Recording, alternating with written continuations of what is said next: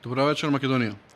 Во најновиот попкаст со Мартин Богатиновски разговараме со отец Александар Стојановски, свештеник од Тетовско-гостиварската епархија. Зборуваме за исповедта, за тоа зошто честопати ја одложуваме, што очекуваме од неа и зошто понекогаш излегуваме исти како што сме влегле. Зборуваме за постот, за тоа дали е список на забрани или тивка борба со себе. Разговараме и за бракот, разводите, децата, секојдневните компромиси и уморот што човекот го носи со себе, дури и кога надвор се изгледа во ред. Зборуваме за технологијата, за успехот што понекогаш не успива и за искушенијата што не доаѓаат како зло, туку како удобност. Посебно се задржавме на свети Кирил Лешочки, човек што и во своето време зборувал против суеверијата, формализмот и духовната мрзеливост. Прашањето не е што би рекол денес, туку дали ние би сакале да го слушнеме. Ова не е разговор со готови одговори, туку разговор за тоа како живееме, зошто ни е тешко да бидеме искрени со себе и дали верата ни служи како утеха или како одговорност. Гледајте.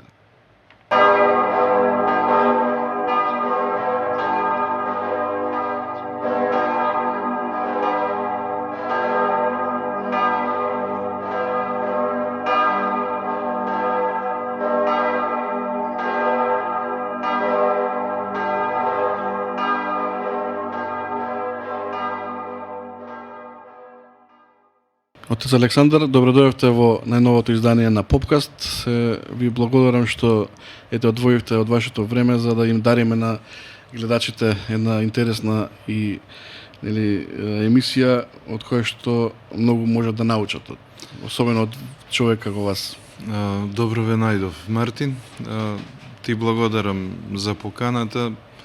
Навистина го ценам тоа што го работиш, затоа што Евангелието треба да продре до луѓето и на овој начин, на медиумски начин, и мислам дека кај нас и недостасуваат проекти од овој тип или сличен на него.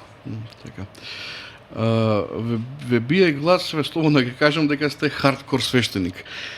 Односно дека сте свештеник кој строго и без отстапки се држи до каноните, служите редовно литургија, ве има секаде во Тетово, Гостивар, таа епархија и по селата, ве знаат луѓето, ве знаат верниците, одржувате контакт со нив. Так. Тоа верувам дека вие го сметате за предност, тој епитет хардкор свештеник? Ја не го сметам за некаква особена предност. Може така да ме доживеат луѓето. Едноставно сметам дека свештеникот треба да биде изграден согласно Евангелието, согласно светите канони преданието на црквата. А тоа па не значи ни некоја прекумерна и неразумна строгост, ниту пак некоја млакост или распуштеност. Туку сметам дека свештеникот треба да е изграден на принципот кој што го бара Евангелието и кој што го бара светите канони, и според моите слаби сили и можности се трудам да го поддржувам тој идеал.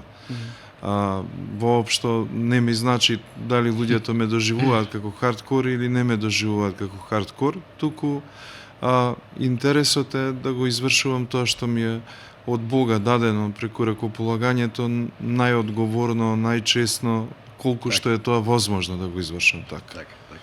Добро, пред да почнеме да се впуштиме во прашања, би сакал да дознам кои духовници, кои светители ви имаат оставено најголем впечаток во тоа што сте сега вие изграден како свештеник? Можете ли да одвоите нешто? Добро, многу интересно ова прашање. Па да ти кажам искрено, Мартин, прво ако започнеме од оние древните светители, секако кападокиските оци, особено свети Григори Богослов, свети Васили Велики, свети Јован Златоус и свети Максим Исповедник. Всушност памтам дека на темата на свети Максим Исповедник ми беше дипломската на теолошки факултет, и тоа беше христологијата и еклесиологијата на свети Максим Исповедник. Но имам исто така многу драги светители од поновиот период, од минатиот век, и тука прв ќе го спомнам свети Јустин Келиски, и неговото богословие кое е, да речеме, импозантно богословие и навистина православно, посебно во тоа време во Југославија кога верата била забранувана, тој бил нешто слично како Свети Јован Претеча, чиј глас грмел во духовната пустина. Свети Нектарije Егински, секако тука ќе го спомнам, целиот негов живот и неговиот подвиг, Свети Јован Шангајски и особено ми е исто драга светата маченица Стефанида Скадарска-Битолска поради незиниот голем љубов, незиниот голем ерос насочен кон Христа и кон исполнувањето на Христовите заповеди. И исто така да не го заборавам Свети Порфири Кавсокаливицки и Свети Јаков Цаликис. Исто така многу ги сакам. И главно нивното богословие, нивното учење ми се како некоја мотивација и како некоја сила во духовниот живот воопшто. Кога денес ке кажеме автентично пастирство, што значи тоа во реалноста наспроти тоа што е напишано во книгите? Така. Значи, поставуваш прашање што значи во реалноста, а што во книгите автентичното пастирство. Во книгите, а пред се Евангелието ќе го земеме, иако многу и светители има пишувано доста за пастирството. Еве да го земеме Свети Јован Златоуст и неговите книги за свештенството и така натаму. Меѓутоа, сепак образецот на пастирство ни е најдобро опишан во Евангелието и во самиот пример на Господ Исус Христос, а особено во Евангелието во 36-тото зачало од Евангелието според Јован, каде што се вели дека пастирот ја полага душата своја за овците своји. Добриот пастир ја полага душата своја за овците своји. Значи, идеалот е самиот Господ Исус Христос и самото Евангелие. Пастири знаеме дека се епископите и свештениците кои тој дар го добиваат преку ракополагање. Сега, тоа Како народот да препознае добар пастир наспроти нели формален свештеник? Сега ќе ти одговорам и на тоа прашање, само малку да го довршам овој дел. Значи тоа е идеалот на пастирство, рековме. Тоа е тоа кон што треба да се стреми секој пастир. Сега што тоа во денешната, во современието и во реалноста значи? Па мислам дека секој свештеник треба да го поддржува тој пример. Сега примерот Христо. Да е способен и душата своја да ја положи за овците своји. Сега сите ние имаме различни сили, различни способности, различно дество, различно сме воспитувани, различни рани и трауми на душата и секој се приближува колку што може до тој идеал. Меѓутоа, приближувањето до тој идеал не е секогаш еднакво. Меѓутоа, ја верувам и сакам да верувам дека сите се трудат да се приближуваат до тој идеал. Што значи во пракса, во реалност и во пракса денес вистинското пастирство, еве од мој аспект, можам да кажам следно. Значи, да богослужи секогаш, да се труди свештеникот секогаш да богослужи со љубов, да беседи, да има непосреден контакт со верниците и да им го објаснува Евангелието. Многу е битно во светата тајна свештеникот во светата тајна исповед свештеникот да сострадува со луѓето што ги исповедат. Тука е емпатијата најбитна, да ги слуша нивните проблеми, да болува со нив, да го превзема товарот, да наоѓа начини за да изнајдува решенија и да им дава совети како да им помогне. Потоа да бидеш спремен, да речеме, и во 12 на полноќ да станеш и некој болен да го причестиш или да го исповедаш. Значи, сите тие акти представуваат едно живо пастирство во реалност, кон кое треба да се стреми секој свештеник. Сега, прашањето како луѓето да разликуваат добар пастир од недобар, знаете како? Не, еве, уште еден дел за тоа би додал. Секој човек, кога ќе посака да се покае, да се промени, да започне црковен живот, треба да му се моли на Бога да му открие свештеник, да му открие пастир, зашто не секој свештеник е добар за секого. Некој свештеник е, например, подобар за одредена категорија на луѓе со неговиот менталитет и карактер, иако Бог е тој што спасува. Но свештеникот несува дел од својот менталитет и карактер во односите со луѓето. И не секој свештеник е за секој човек да го води. Затоа најдобро човек да се помоли да му открие Бог вистински соодветен свештеник што ќе може во животот да го води. Така. И да живееме во такво општество какво што живееме, што мислите, дали денешното пастирство е потешко од тоа порано што било? Мартин, ја мислам дека пастирството е прво радосно и сметам дека е огромен благослов Божи човек да прими апостолско преемство, и тоа не се случува никогаш случајно. Без волјата Божја ниту еден епископ и свештеник не е епископ и свештеник ако Бог не посакал така и ако Бог не промислил така. И заради тоа сметам дека пастирството е прво благословено и радосно, а тешко би го заменил со еден термин кој што кај нас малку звучи чудно, барателно. Србите имаат термин захтевно, ја барав соодветен превод за тоа, барателно. Значи, пастирството од секогаш во сите моменти било барателно, но било благословено и радосно. Предноста на минатите времиња е можда што заедниците во раната црква биле помали. Свештеникот можел да обрне повеќе внимание. Денеска може би е побарателно во смисла што со повеќе луѓе се комуницира, но од друга страна во денешно време имаме толку многу средства кои што може да ги искористиме. Например, телефонот, интернетот, социјалните мрежи, веб страниците, каде што пастирот може и свештеникот може и на тој начин да комуницира и да го организира црковниот живот. Автомобилите исто така, значи сето тоа го олеснува начинот на функционирање во денешницата. Меѓутоа, дека било барателно и дека имало предизвици и во минатото и сега, во секое време свој предизвици, секогаш е барателно и секогаш има свој предизвици. Ама човек ако сака да служи на Бога, нема предизвик кој што ќе го спречи во тоа. Така. Ете, така мислам. Свештениците, пастирите се сепак луѓе од крв и од месо. Така е. Така. Кажете ми, како изгледа таа духовна криза кај еден свештеник? Може ли свештеник да падне во духовна криза? Да, секако може да падне. И свештеникот е од крв и месо.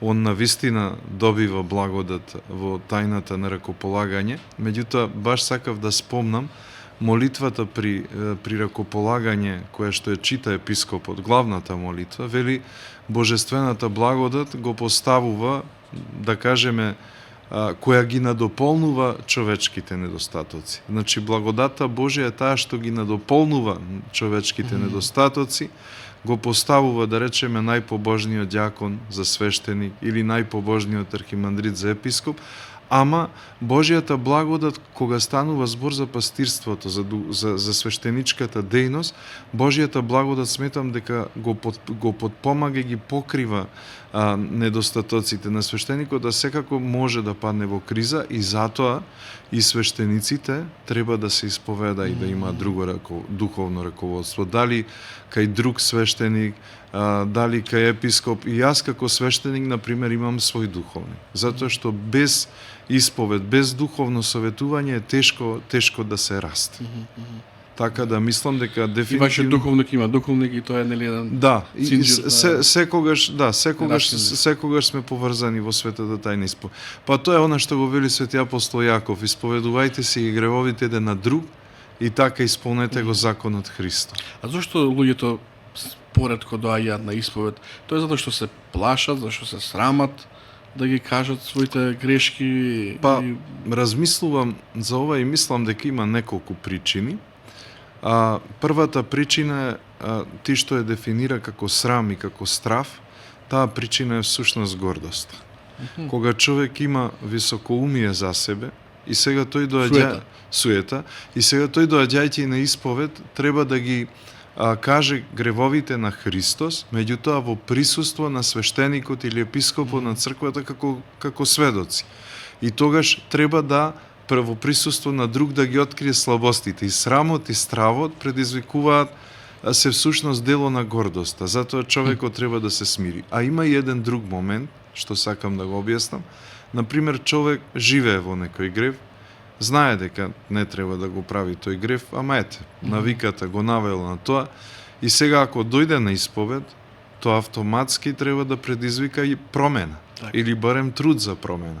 И мислам дека ова е можеби уште поголема причина од срамот, од стравот и од гордоста, неподготвеноста да се направат промени кои што исповедта би ги донела, зашто таа би донела промени.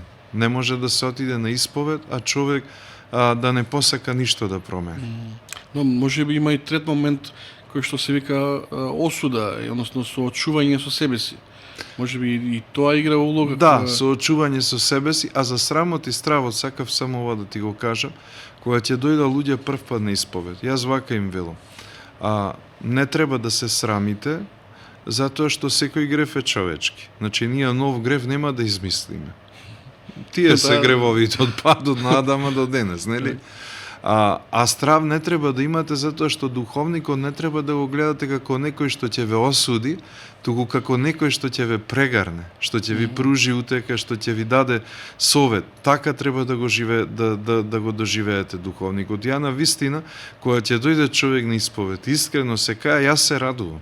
Јас често пати заминувам од исповедта со полза по себе си, затоа што некој што бил во грев некако си учествувал во тоа негово преобразување, си му помогнал. И од тоа дури јас самиот доживувам корис која се дава како духовна радост, а духовната радост е сепак благодат Христова. А што е со оние што не можат, едноставно не им текнува на грев кој што го сториле? Седат и мислат, не знаат што да се исповедат. Вака, јас препорачувам, ама не мора тоа да е така. Значи, ова е само моја методика, што не мора да е општо прифатлива. Човек пред да се исповеда, кога ќе реши, особено за прв пат, малку 2-3 дена да се осами, да се помоли во тие денови, да земе едно ливче, може да се ги прочита упаствата за исповед и на ливче да запише на се што ќе се сети од својата младост. Меѓутоа нешто ако го пропуштил, и тоа се проштеват ако не е намерно. Многу е битно намерно да не се сокрива, зашто, например, да отидеш на исповед е исто како да отидеш на лекар. Лекарот е Христос. И сега, ако на лекарот не му ги откриеш раните, како што вели свети Јован Златоус, ти не можеш да бидеш исцелен, нели? Така да намерно да нема прикривање. А ние не можеме до детал цел живот. Ја мислам дека се што се случува во човекот, во неговата внатрешност, не постои толку совршен јазик, дури и најсовршените јазици, како што се класичните, да може тој внатрешен свет да го искаже. Ама битно е намерно да не се укриваме, суштината да ја кажеме, за да може да ни се помогне. Добро, ама ете модерниот човек, современиот, како што живее во ова време, има гревови колку што сака на душата да има. Како да селектира човек што е битно да му каже на свештеникот да се исповеда за грев, а што не е битно? Големината, тежината на гревот.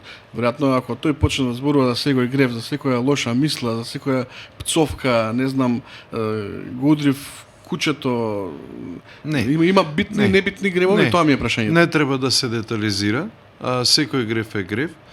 Накратко е вака, гревовите ги делиме како гревови против Бога, гревови против ближниот и гревови против собственото тело и здрави. Сега, гревови против Бога, знаеме кои се. Атеизам, неверие, откажување од Христа, одење по други вери, одење по бајачи, погатачи, учество во бајачко магиски ритуали и така натаму, суеверие. Против ближните, знаеме кои се против ближните. Значи, убиство, нанесување тешки телесни повреди, абортус, клевета, лажење, Значи тоа се гревови кои што ги правиме, кои што се насочени против ближниот. Љубомора, завис, оговарање, празнословие, нели?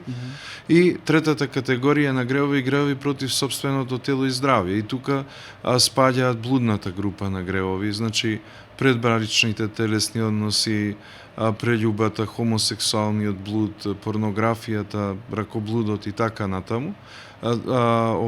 Пиењето, наркоманијата, тука ги ставаме. Пороците.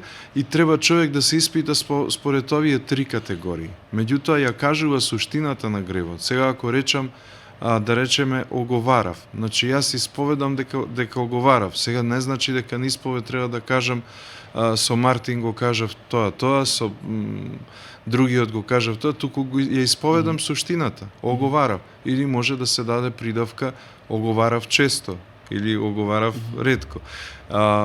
Или многу, или значи да се со придавка да се подобјасни, ама не ги исповедаме до детал сите ситуации, туку суштината на сторениот греф ја исповедаме на исповед. И мислам дека тоа треба да биде ориентација. Денес луѓето највеќе се соочуваат со сите овие гревови што ги набројав.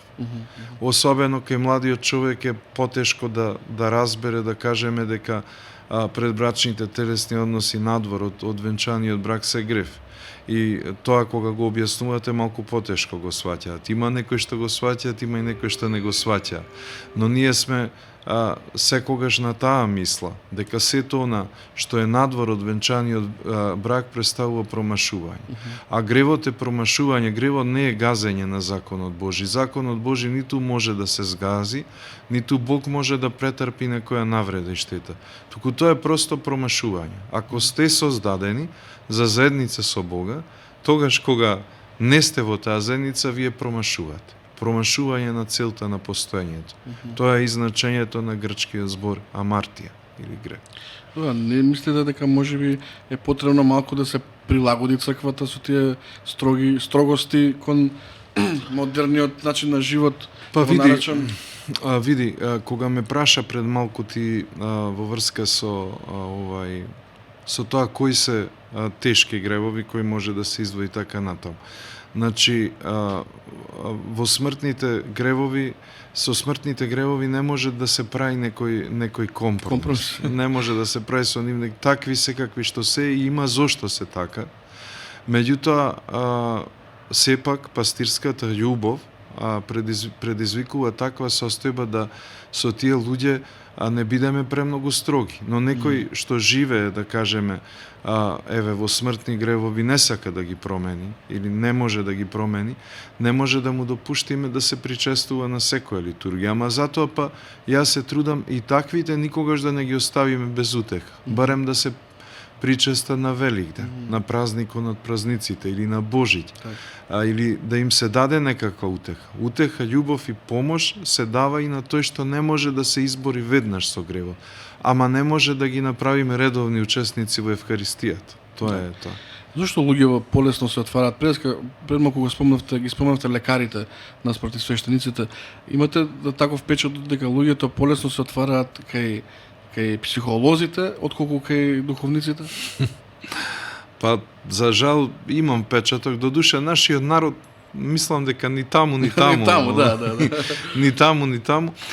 Знаете, затоа што таму сметаат дека веројатно науката ќе им помогне, а целата наша атмосфера даде јас не сум против науката. Науката е често ги потврдува религиските вистини, меѓутоа општеството даде на науката некоја и надреална вредност и мислам дека сметаа дека психологот и психијатерот со научни факти помага. Пак би рекол дека тоа е недостаток на вера. Меѓутоа исто сакам да кажам и ова, дека одењето на исповед, доколку има потреба од психијатриско лечење, не го исклучува секогаш психијатерот.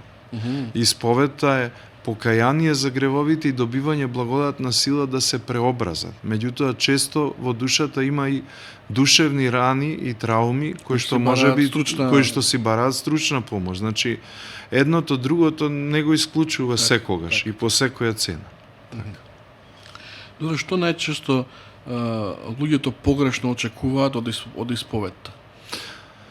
Па, што е тоа што погрешно очекуваат? Исповедта е соработка помеѓу Божјата благодат и човековиот труд и напор. Значи, човекот треба да се потруди, да даде напор, а Божјата благодат дава. Значи, ако отидете на исповед и се исповедате за одреден греф и од свештеникот добиете совети како да се борите. Ако вие на ниту еден совет не го примените и доживеете неуспех поради тоа, тогаш не е крива исповедта и не е виновен свештеникот, туку тоа што не сте се потрудиле. Значи, погрешно е да се очекува дека магиски човекот од грешен магиски ќе се претвори во сосема безгрешен и нема да има проблем со работите. Туку исповедта е борба. Ги слушате советите, па ако потпаднете повторно, одите на исповед, исповедта трае цел живот, па добивате нови совети, па нови аспекти за духовна борба. Да, може ли да се свати тоа како нож со две острици, да го наречам, можеби е груб терминот, но еве еден човек доаѓа на исповед, се исповеда, свештеникот му дава насоки како да делува во иднина, но тој не може тоа да го носи, да се носи со тие насоки, не презема ништо околу тоа и се останува на истата точка на која што дошол. Так. И едноставно тој веќе никогаш не се појавува в црква и не доаѓа на исповед затоа што едноставно сфатил дека не може да го спроведе тоа што Да. Нели затоа го нареков нож со две острици, ги терали луѓето од црквата на еден начин тој момент на исповед. Односно на неисполнување на Па сега, не знам тоа, ама па без исповед нема спасение. Исповедта е нужна. Таа е почеток, ми се чини, без неа нема ништо. И ја вака мислам, повторно ова е сега моje лично мислење, кога е нешто моje лично го потенцирам, за разлика од тоа што е општо црковно. Јас сметам дека човек дури ако не успее да ги исполни работите што свештеникот му ги дал, сметам дека треба континуирано пак и пак да дојде на исповед. Значи, И сметам, исповедта не ја губи смислата. знаеш зошто не ја губи смислата? Заради тоа што ако не сте му помогнале од прв пат, можеби од втор пат, трет пат ќе му помогнете, пак е он во некој контакт. А вака ќе го изгуби сиот контакт со црквата. А вака останува во некаков контакт со црквата со надеж дека еден ден ќе дојде до промена. Да, ама од другата страна, па кога ќе погледнеме од страната на верникот, тука кога се насобере и срамот, и стравот, па и суетата, што ја спомнавме, тешко дека ќе собере сила Да. за втор пат. Иако ова што го збораме премногу благо, раната црква имала многу строги прописи. Знаеш, на пример, ако човек паднал во тежок, во смртен грев некој, значи он се одлачувал од црквата на години и стоел надвор од храмот и после му читале молитва и се враќал. Меѓутоа денес, како што е расслабен човекот и како што е времето, мора онака, ајде сега ќе употребам еден збор таков символичен, да го лулкаме, како дете што се лулка, што се расне, како бебе, за да може од него нешто, и често пати тоа давало плод. Јас не, често тоа дава плод, ама треба многу трпение, многу труд, многу љубов, многу жртва. Би сега да зборуваме за светата тајна причест.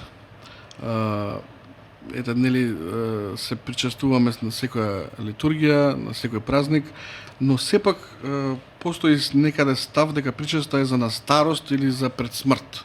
Од каде потекнува тоа? Нели за сите се причестуваме за литургија, но има некои што ми велат кога ќе дојде време. За жал, ај сега да речам за среќа, веќе работите се подобрени околу тоа прашање, но за жал околу причеста има едно елементарно богословско непознавање и големи заблуди. Прво ова сакам да го кажам. Секој човек кој што е крстен и миропомазан, кој што редовно се исповеда, кој што редовно се бори, кој што е слободен од смртни гревови, кој што се труди по советот на духовникот да ги пости сите пости, треба да се причестува редовно, почесто, па дури и на секоја литургија.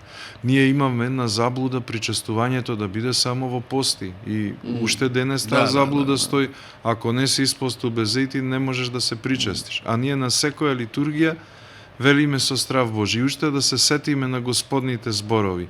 Ако некој не го јаде телото и не ја пие крвта на Синот човечки, нема живот во себе. И ова, заради тоа причестувањето треба да биде често и свештениците треба да работат на често причестување. Мене, јас ако служам литургија, тоа ретко ми се случило, многу ретко, а да нема причесни, јас сум тажен. Некако тоа не е исполнето како што не е треба. целосно. Не е целосно како што треба. А оваа заблуда што е сполна постои тоа главно кај постарите генерации, дека човек ако се причести и или пред смрт, или дека можда веќе тоа е подготовка за смрт. Имате ситуации, например, луѓето се плашат кога ќе им дојде свештеник да ги причести кога се болни, дека еве готово ќе настапи смртта. А причеста ние примаме за живот вечен и таа нема никаква поврзаност со настапувањето и со моментот на настапувањето на биолошката смрт, но и како има поврзаност со вечниот живот. Нема христијански идентитет без да го јадеме и пиеме телото Христово, и тука сум категоричен. Кој повеќе греши? Оној што не се причестува од страв или оној што се причестува без многу да му ја мисли, да размислува за... Па, ја би рекол еден и друг греши. Стравот треба да се надмине со здрава подготовка, преку разговор со духовник, преку исповед, преку борба, а оној кој се причестува без грижа никаква, колку реда ради, за него апостол Павле што вика, кој го јаде телото и крвта Господова без да се испита, тој собственото осудување го јаде и пие. Затоа и двајцата грешат.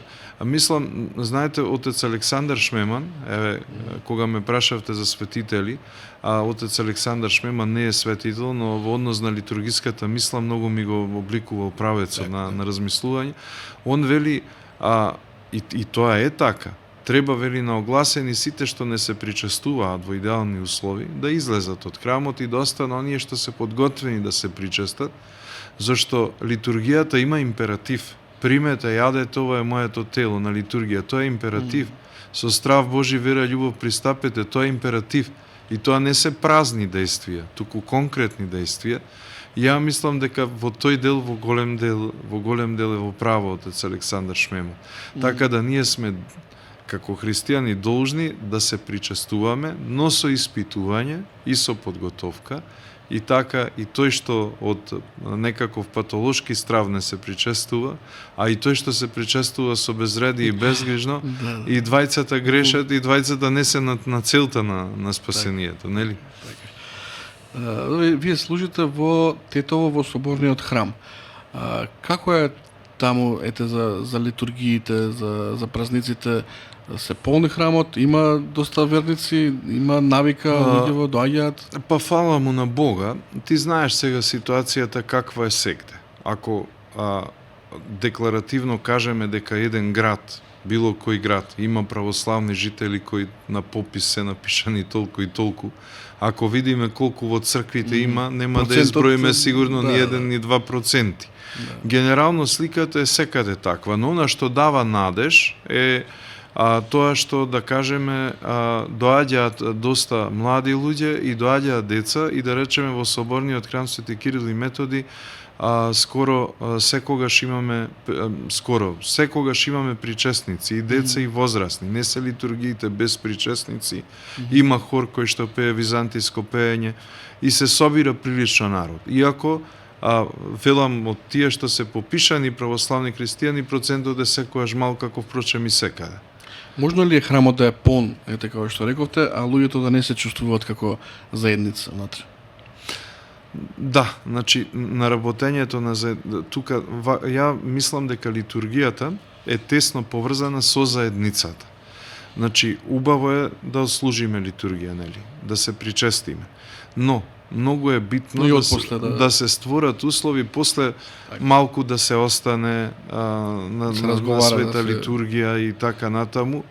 Еве, ја би го извел, да речеме, сега бев пред 2 дена во Калиште сослужував, манастирот Рождество на Пресвета Богородица во Калиште. Таму редовно, после литургијата, значи, целата заедница, заедно со отец Стефан, секогаш остануваат после литургијата половина час, на разговор, на духовен разговор и така натаму, и сето тоа придонесува за зближување на членовите, а и јас се трудам, иако парохиските обврски се многу големи, јас се трудам во својата пастирска практика да останеме помалку, кога тоа може, зашто некогаш се случува 10:30 завршила литургијава, јас да имам 11 часот парастос, по 12 крштевка.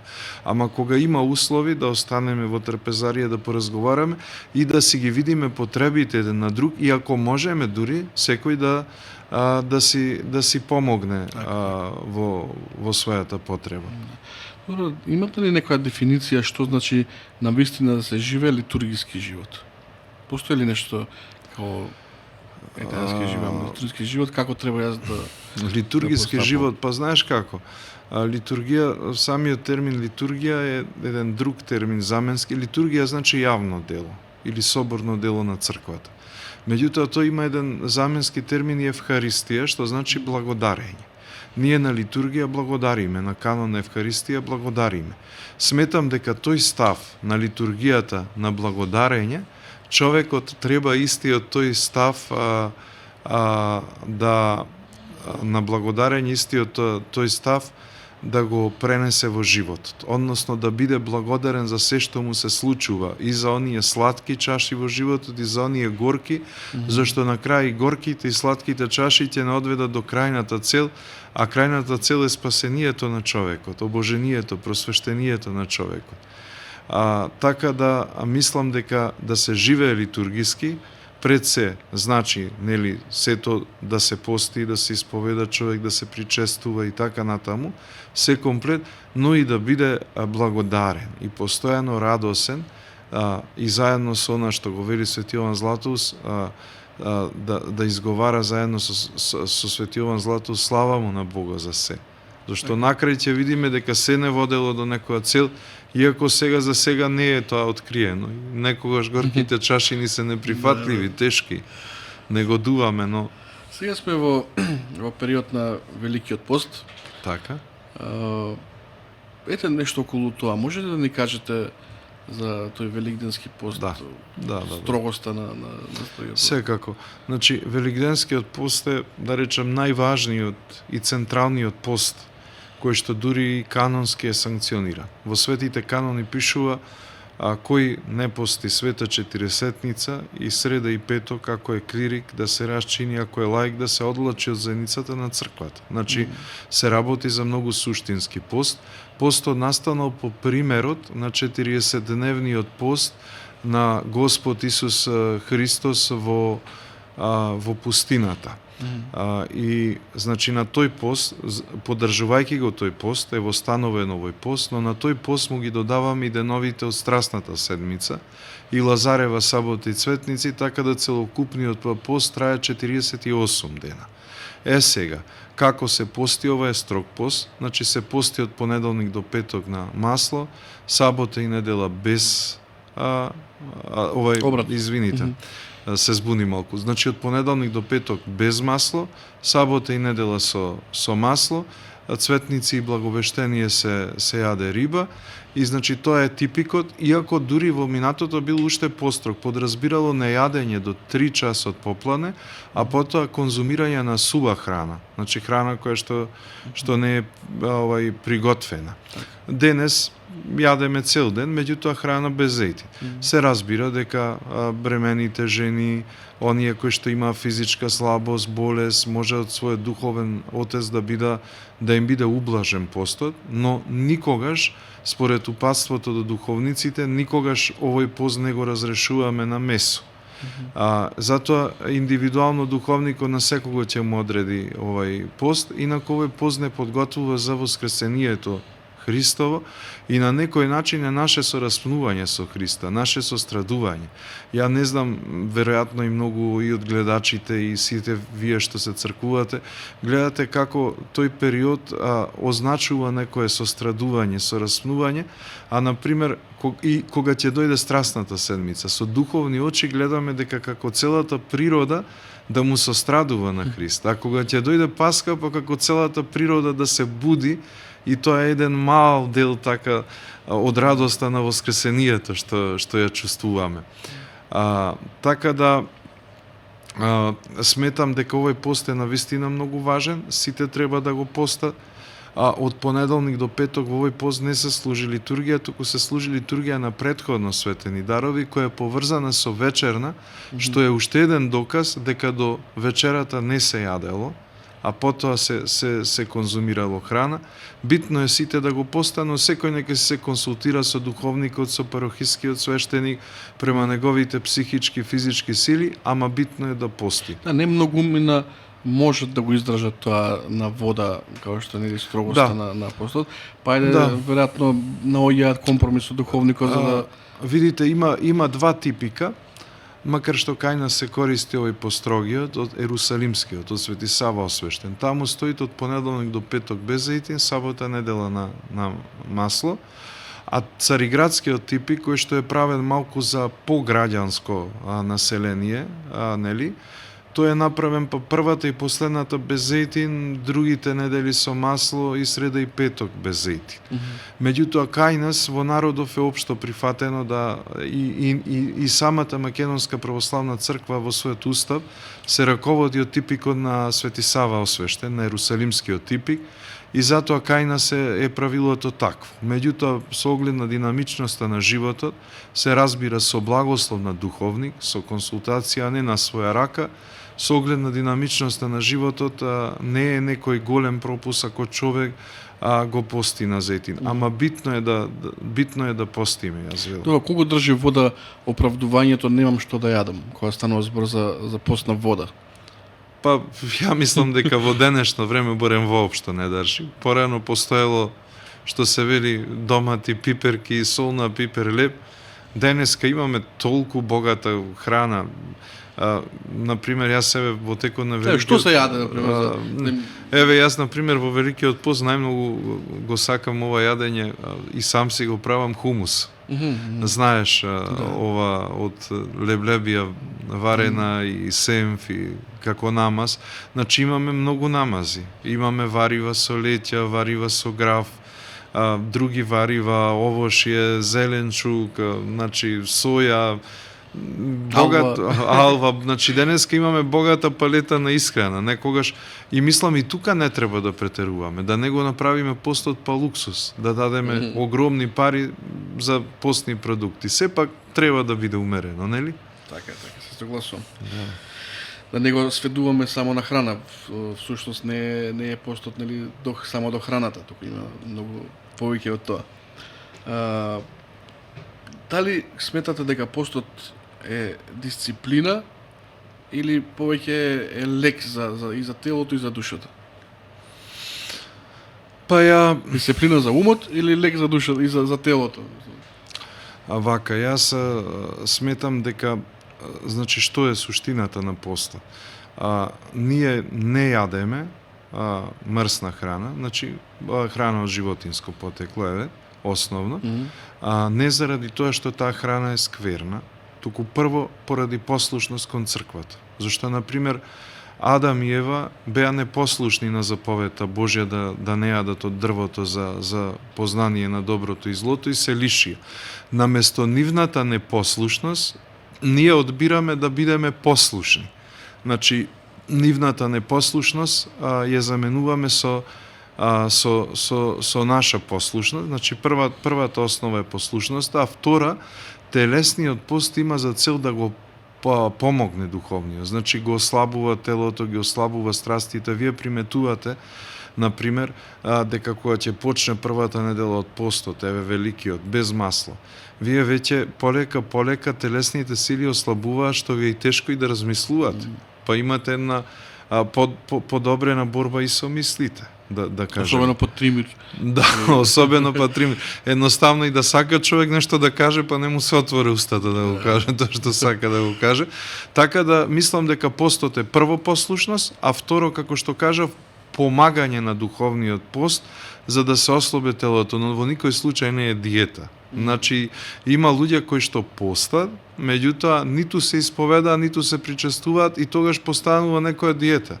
Или некој, не знам, здрав вегански начин на исхрана. Постот нема врска со веганство. Кажавме што е суштината на постот. Добро, мене ме беше прашањето во однос на тоа, постиме и со тоа сакале ние или не го вежбаме мозокот да одбива, нели, работи кои што ни се сладки. Што утре можеби ќе ни помогне за некој искушение, полесно да го отфрлиме. Да, и таа поента е многу важна на постов. Значи, можам да јадам, значи никој не ми забранил да јадам, меѓутоа одбирам да не јадам. Так. Значи, утре кога и тоа го правиме со храната, меѓутоа утре кога ќе дојде ситуација да правиме избор меѓу злото и доброто, ќе биде истото. Може да го направам злото, ама ја не го бирам ова. Го бирам доброто. Да, во таа смисла ти благодарам што ме потсети дека постот има и таа воспитна функција. Да, воспитна. Тоа кога сме веќе ке злото, тука се тие пороци и страсти и современи гревови, кои што ги нарекуваат. Што мислите за кои гревови и падови најчесто се соочува човекот, особено младите во денешно време? Па ја мислам дека малку погоре, кога ме праша за гревовите, го одговорим ова прашање. Значи, кога ги набројав гревовите, категориите на гревови, и тоа е тоа што најчесто се може да се чуе на исповедите, и тоа е. А што се однесува до младиот човек, најчесто тука се пороците. Пороците и телесните страсти. Како што е, да речеме, алкохолот, цигарите и телесните страсти. Тоа се најчестите ситуации со кои се бори, со кои се соочува младиот човек, затоа што и природно некако тоа си го прават во тој период и биологијата и хормоните. Но ние не одиме напоредно со природата, туку нашата христијанска цел е да ја надминеме природата. Така да, заради тоа живењето во црква секоја значи надминување на ограничените капацитети на човечката природа. Што мислите за легализирањето на гревовите? Ете, јас ќе си дозволам да забележам, например, кога некој се коцка на рулет и губи многу пари, или на апарати во казино, и некој кој што редовно се клади на фудбал во спортски обложувалници, неговиот грев малтene и не е сватен како грев, како што е овој другиот. На коцката? Тоа е оди во хладилница, тоа не е ништо страшно. Ме разбирате? Како да се легализира, или ова е на хероин, тежок случај на хероине, а овој пуши марихуана, не е тоа, има и полошо. Како да се легализира марихуаната, како да се легализира кокаинот веќе, кој што е многу популарен, особено кај младиве. Па знаеш што, веројатно кога се оди класично во коцкарница на апарати, сумите кои што таму се губат се големи. Често пати големи, можеби големи се добива, ама и големи се губат суми. А ваму кога станува збор за коцкарница, човек ќе земе таму 50 денари, ќе уплати тикет, ливче и се надева дека ќе добие некоја добивка и вика, па не дадов многу, ја дадов се овде 50 денари. Да, ама суштината на гревот и во коцката, и во кладилницата, а можам да речам па и да одиме уште понатаму, игрите на среќа во суштина. Игрите на среќа. А денес што е уште поопасно, вие сте медиуми, го пратите тоа, се појавија доста коцкарски игри и платформи на самиот интернет, кои што нудат ставање на средства и потоа играње со тие средства. Значи, коцката во сите своји изданија, и во кладилница, и во коцкарница, и на интернет, и во лотарија, представува коцка. И особено ги ден на децата, ај дете кога ќе видиме во казино ќе го избркаме, ама дете на интернет кога ќе почне да се коцка, оди дознае дали е дете, така. Да, не може да се дознае. Тука родителите треба пак да не дозволува користење на картички и пари затоа што влогот мора да биде преку картичка, ама ја мислам исто дека таа градација се прави затоа што човек помалку штета претрпува во кога се коцка во кладилница, помала е штетата што ја претрпува. И духовна и материјална за разлика од кладилница. Затоа градација прават. Ама суштината на гревот е таа. Ако го исповедате, пак ќе треба да кажете дека на некој начин, макар и во минималистичка верзија, сте се коцкари. Да. Добра, може ли искушението да дојде како успех и како удобност во таква форма? А како рековте, извините? Искушението да Добро. дојде како во форма на удобност, на успех, да не можеме да го препознаеме одведнаш дека е нешто. Па ја мислам дека секогаш тоа доаѓа во форма на удобност. Инаку искушението тешко се препознава и не секогаш се препознава. Меѓутоа, кога зборуваме за искушенијата кои што не може да се препознае, ја мислам дека искушение кое најтешко се препознава е искушението на рамнодушност. Значи, човек кога е рамнодушен за гревот, за сето што му се случува, од рамнодушноста нема поголемо искушение, а не го препознава човекот. Мисли дека е во нормална состојба. Меѓутоа не е во нормална. Што го доведува до рамнодушност?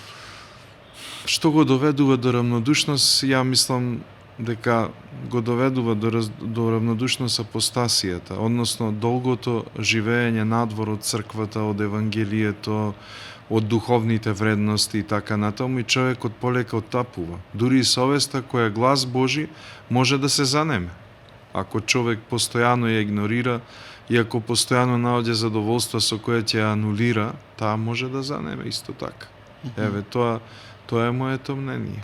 Добра, кога ќе размислиме малце пошироко, рамнодушноста е човечка особина на сите луѓе на планетава, без разлика дали се тие православни или се муслимани или се било што. И сега не можеме баш за сите да кажеме затоа што тие се рамнодушни, затоа што не одат в црква и не водат литургиски живот, а човекот е од друга вера. Добро, затоа си во право. И тука не би можел да знам зошто зошто и тие се рамнодушни, сепак е психолошко прашање, ама сакам малку да те потсетам на Апокалипсисот, кај што се вели да беше жежок или студен, ама ти си млак и ќе ти изблувам од устата.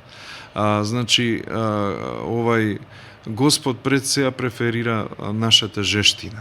Жештина во односот, жештина во карактерот, да го љубиме силно.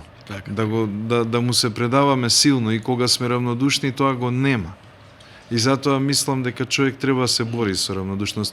Сега вие спомнавте за другите, меѓутоа другите немаат средства за борба такви ние какви што имаме.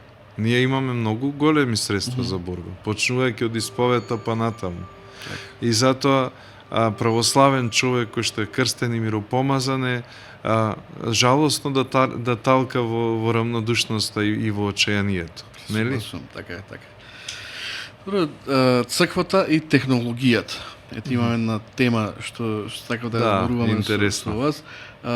Каков е односот на црквата кон технологијата, особено вештачката интелигенција која што е сега особено популарна во последно време? Така.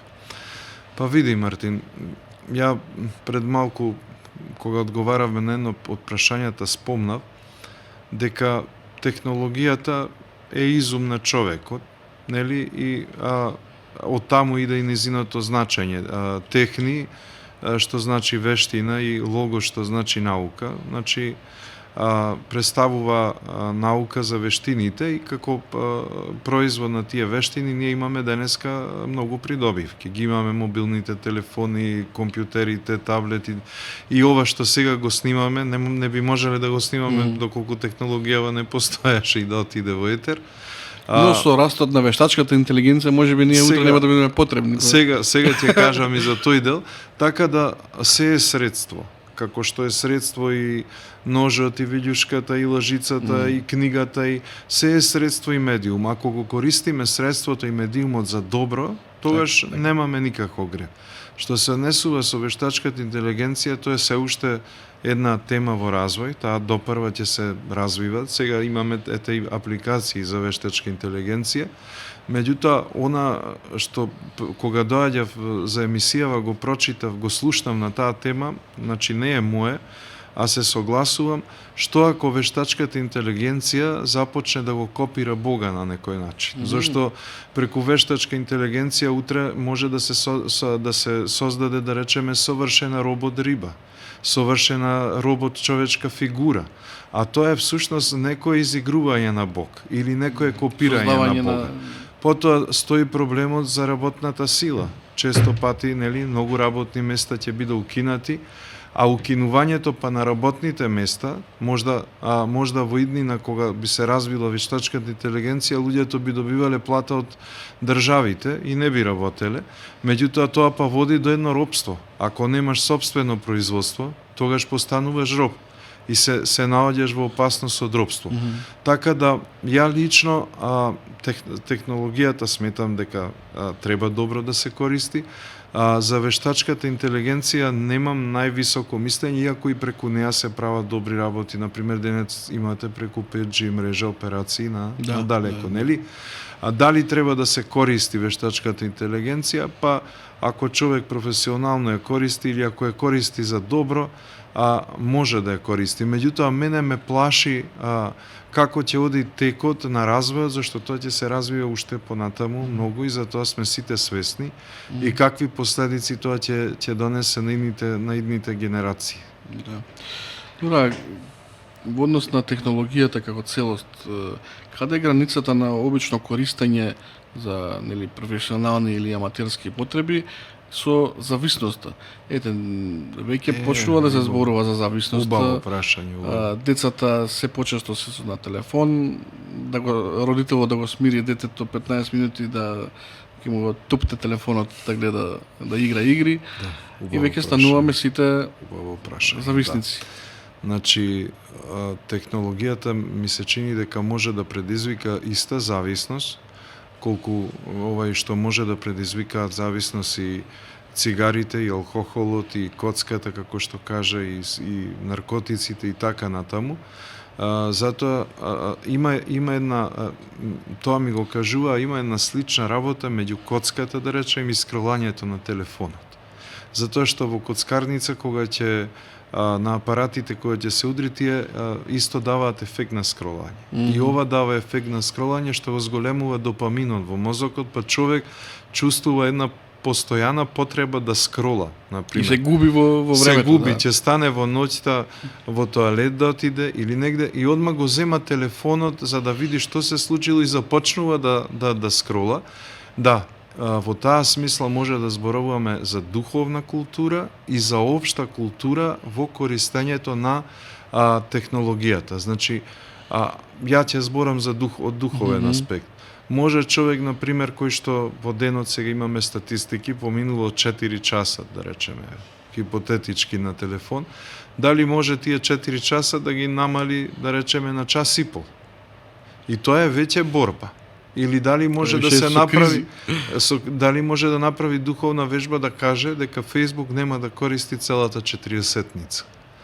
Тоа се духовни вежби кои што треба да не ослободат од зависност, а малите деца особено, тоа го кажува и дефектолози, не треба да гледаат посебно до 5-6 години дури ни цртани филмови, заради тоа што визуелните афекти се многу големи и многу голем допамин се подига во нервниот систем. Подоцна тоа дете не може ќе бара се повеќе и повеќе допамин ки возбуда и многу ќе биде тешка неговата контрола. Заради тоа ние што сме барем во црквата Христова да се трудиме некоја духовна култура да стекнуваме или го земам телефонот или компјутерот со цел да изгледам некој документарен филм или да преведам неколку како корисно средство, не како корисно средство, да преведам неколку страници. Добро, ворете имејл да се проведи социјални мрежи, ама не да се останува со сати, да се поставува граници. Тоа го прави духовниот човек. И сега да поразговараме за бракот, па и за разводот, и за воспитувањето на децата. Зошто луѓето во денешно време толку се разведуваат? Јас гледав некои статистики, тоа е страшно нешто, процентот на разводи во однос на склучени бракови е страшен. Што мислите, што се случува? Па, вака, Мартин, ќе се вратам на едно писание од познатиот српски психијатар, но и духовен човек Владета Јеротич, кој што зборува дека една од карактеристиките на зрелата личност е способноста човек да се жртвува себе си, односно да се ослободи од егоизмот, од себичноста да се ослободи. Мислам дека во брак прво, а ослободувањето од себичноста треба од домот и од семејството да започне. Мислам дека луѓето често пати без потребната зрелост влегуваат во брачна заедница, односно влегуваат со доза на себичност, на егоизам, а бракот секогаш подразбира се да дадеш за другиот човек, мажот за жената и жената за мажот. Затоа апостол Павле го слика како Христа и црквата. Христос се жртвува за црквата, а младоженецот пак е оној што се жртвува за својата невеста. Мислам дека егоизмот е главната причина за развод, потоа некое романтичарско видување на бракот. Дека сега ќе стапиме во брак, па ќе ни биде убаво, ќе уживаме во шетање или во упразнување на страстите и така натаму, а бракот е сушта спротивно со тоа зашто подразбира жртва на едниот за другиот и затоа ние на венчавка кога венчаваме свештеникот ги поведува младенците околу Евангелието и вели ја пее химната на светите маченици, а таа се пее само на венчавка и на хиротонија. Што значи дека овие две свети тајни во изобилство го содржат маченичкиот етос, маченичкиот карактер и страдание. И затоа пред се мислам дека причина за разводот се е егоизмот, а од егоизмот доаѓаат и многу други работи, непосветување на внимание, негрижа и така натаму. Добро, веројатно и многу полесно има на младите денес во денешно време воопшто да не стапат во брак, туку да живеат во заедница под исти кров, да делат нели живеалиште, но кога ќе пукне балонот, пукнали, чао, пријатно, си одиме, немаме врски еден кон друг. Многу полесно пука, веројатно. Да, но тоа живење без венчавка за црквата е, знаеме што е, и како црквата го доживува, како блуд. Да. Дали неверството е причина или последица? Па, ја мислам дека може да биде едно и друго. Причина може да биде доколку еден човек, да речеме, во брачната заедница може би е премногу хедонист, или пак често пати тоа е заблуда. Знаете, бракот како света тајна, бракот како заедница е истовремено во голема мерка напаѓан од нечестивите сили и често човек може едноставно во одреден момент на криза да го фати таа заблуда, иако се случат згодни прилики, да падне во неверство. Црквата простува неверство? Значи, дали црквата простува неверство? Значи, во Светото Евангелие пишува дека кој ја остави, да речем, жената своја, освен за прељуба, и самиот е прељубник. Значи, не се дозволува развод по ниедна причина, освен за прељуба. Меѓутоа, во случај на прељуба, на неверство, разводот не е задолжителен. Може да се прости и благословено дело е да се прости и да се надмине тоа. А ние кои живееме во црквата Христова знаеме дека нема нешто што со силата на светите тајни не може да се надмине. Значи, дозволен е развод, но не е облигативен ако човек може, ако повредениот може да прости, ако двајцата тоа низ животот во црквата може да го надмине. Значи црквата простува, оди жена да прости, нема шанс. Да. За брачен свештеник и свештено монах ме интересира. Само вие ме прашавте, сега зборев, простете, за меѓу себе. А црквата дали простува? Црквата во светата тајна исповед се што искрено покаяно простува. Така. Освен гревот на самоубиството. Тоа е мислам. Освен гревот на самоубиството.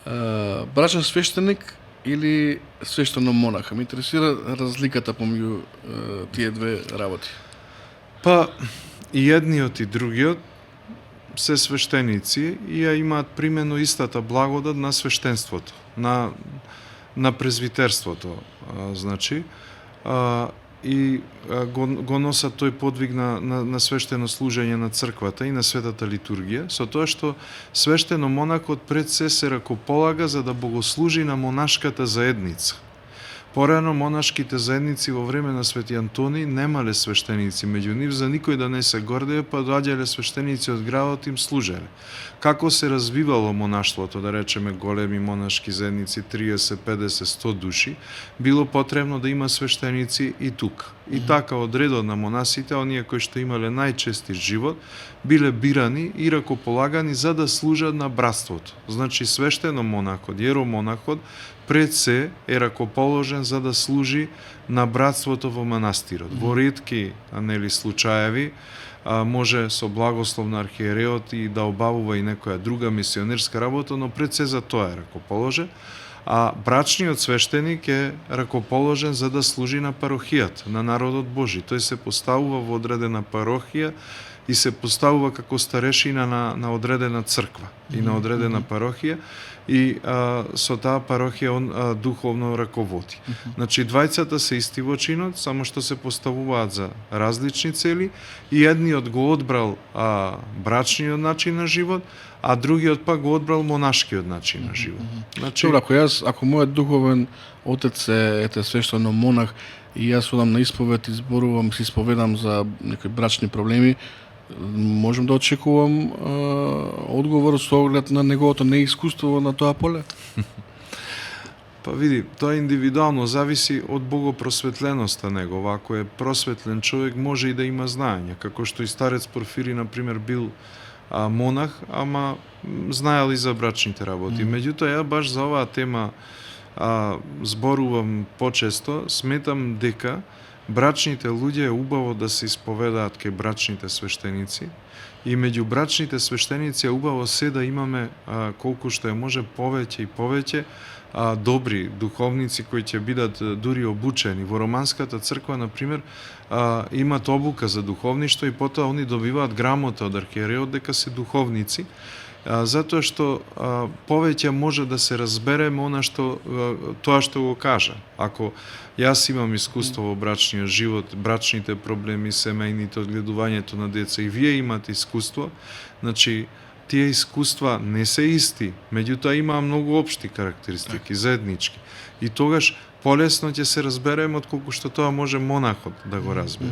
И генерално брачните свештеници се ракоположени да го исповедаат световното парохиското население, ама за жал поради недостаток можеби на луѓе кои ќе се свештеници кои ќе се посветени, луѓето често пати одат па бараат духовници по манастирите. Јас лично сум парохијата и парохиското свештенство да заживее во сиот свој сјај, затоа што тоа е потребно на народот, да биде разбран, народот е сепак народ од светот. Така. Оче затоа што не гази времето, а не би сакал да ја прескокнеме оваа тема која што мене и на веројатно и на се разборевме многу, се расприкажам. Многу битна за Свети Кирил Лешочки. Вие го имате напишано житието за Свети Кирил Печиновиќ, игумен Лешочки. Накратко ме интересира како одеше тој целиот процес и како е тоа да се напише нечие житие. Како оди процесот? Значи, одамна постои во црквата желба и тенденција преподобен Кирил Печиновиќ да се канонизира и многу е важен и ја особено го почитувам. Ќе ти кажам само една мала работа прво. Во војната во 2001 воениот конфликт што беше, неговиот гроб го има раскопано, значи, и коските расфрлани. И тогашниот игумен Теодоси ги собрал сите, меѓутоа видел дека има моштите необична восочна боја. И ги собрал сите во ковчежи и повторно ги ставил во гробот. Меѓутоа рака, една коска од раката ја оставил. И таа имаше благомирис, имаше златна боја и одамна таа желба стоела. Ние со благослов на надлежниот архиереј, митрополитот Тетовско-Гостиварски Јосиф и на едно така заедничко советување, се одлучи да се покрене таа иницијатива и он, бидејќи јас вака се трудам да пишувам, ми даде благослов. Иако таа улога не беше воопшто лесна, бидејќи житието бара да го пишувате во сегашно време, како да сте сведок на настаните, наративот треба да е наратив на житие и така натаму. Меѓутоа се зафатив со таа работа, имаше многу литература, го составив житието, нормално тоа одеше на комисија, па се врати со забелешки, па ги исправиме забелешките и на крај успеавме да добиеме кратко и долго пролошко житие. Тоа е моја творба, а отец Златко Ангелевски од Прилеп ја напиша Службата и отец Александар од Охрид го напиша Катистот и сето тоа излезе во една книга. Кога ги откупувавме моштите, бев присутен во комисијата која ги откупуваше моштите, видовме дека сите се во златно восочна боја, ги измиме, ги поставивме во кивот, така да преподобен Кирил Лешочки како коливар, бидејќи он потекнува, бил во манастирот Хиландар, а коливарското движење, просветителско движење во турско робство му е особено значајно во неговата борба за враќање кон литургискиот живот и кон преданието на црквата надвор од суеверието. Тој бил гласен против суеверијата, магиите, формалната побожност. Но која беше суштината на неговата проповед? Па он најмногу неговата проповед ја има изнесено во Огледало, во делото Огледало, кое што представува една празнична беседа со придружни молитви. Првата и најважна работа која критикува, тоа се курбаните. Знаете дека за Свети Атанаси во многу краишта во земјава се принесувале курбани, па и до посовремено време тие примери ги имаме. И он вели, тој што доаѓа да принесе курбан на жртва, тој не е христијанин, вели. А и тој поп што прифаќа за пари со свеќа над овено да го изврши чинот, и тој не е поп. Потоа, освен за курбанот, зборува за празнувањето на самите празници. Вели, попот за Великден го чекате во 5-6 села да дојде, некој го чекаат до пладне, нормално, он оди низ многу села, тогаш немало ни автомобили, ни ништо. И вели, сега го чекате свештеникот да дојде и таму кај што чекате многу, вели, ќе го тепаме попот. Го нема. Ами вели, ако го тепате попот, зошто го чекате? Земете обично вино и леб јадете. Зошто го чекате да ви го донесе тајно? Значи, главно ги критикува тие работи. Курбанот, суеверието, паганството, и тоа го прави на народен јазик. Баш она што е типично за коливарите, да просветуваат тој период од историјата. Светогорски монаси многу, под влијание на Свети Никодим Магиорит и други, доаѓаат во светот и ја вршат таа просветителска работа, затоа што турското робство и свештенството било сузбиено и народот бил сузбиен. И тоа представувало коливарското светогорско движење како едно духовно будење против суеверието кон редовната причест, и затоа преподобен Кирил Лешечки е на вистина значај. Така. А што мислите, против што би зборувал Свети Кирил денеска, во денешно време, и дали народов сегашен би го отфрлил или би го прифатил тоа негово интересно прашање. Ова прашање може да се промени со прашањето колку ние сме напреднали од тоа време до денес и колку се изменети работите, ако се направи некоја инверзија, нели? Па види, во известна смисла се поправени работите. Например, јас откако дојдов парохиски свештеник, започнав на парохија на 1 септември 2009 година. Ракоположен бев на 28 август, на Пресвета Богородица на 1 започнав. И кога дојдов на парохиска должност, например, само 2 или 3 ми спомнале да стават курбан, глава во темелите на куќите. И јас тогаш сум им кажал, ако вие ставате во темелите во курбан, јас тогаш нема што да доаѓам, нема да дојдам. Ама замислите, во 16-17 години свештенство 2 или 3 случаи побарале. Значи, тука имаме подобрување. Во курбаните за Атанасов ден имаме подобрување, меѓутоа не е драстично подобрена состојбата. Значи, сепак се уште има многу суеверија, многу кажување на жени, на баби кои, например, се прават попаметни од свештеникот, што треба или што не треба. Например, постои обичај, ако човек почине, тој смее само 3 пати да му се изврши чин. Опело 40 дена година. Повеќе од 3 пати не смее. И сега тоа ќе го каже некоја баба и не ја слуша повеќе, има авторитет од свештеникот. Значи, малку е изменета состојбата од времето на преподобен Кирил на позитивно и благодарение и на времето и на технологијата и на се, ама и мислам дека се уште имаме уште што за да читање. работиме. Што да работиме за читање, што да работиме. Така. Значи, Александар, фала ви многу за денешното гостување. Ние сме готови со времето, за жал и некои имаме многу за зборување, но еве ќе оставиме следен пат уште втор дел да направиме или па и трет. Па, Мартин, јас ти благодарам на поканата, се потрудив колку што можев да одговарам на твоите прашања. Затоа и јас се помолив од Сабајле Духот Свет да ме просвети што треба да кажам. Се надевам дека Христос цело време беше меѓу нас и тоа што ќе го кажеме, макар еден човек од тоа што ќе го слушне да посака да дојде в црква, тогаш сме направиле преголем успех. Преголем успех. Така. Да. Благодарам уште еднаш. Убав ден. Драги гледачи, тоа беше тоа. Се гледаме следниот пат. Поздрав.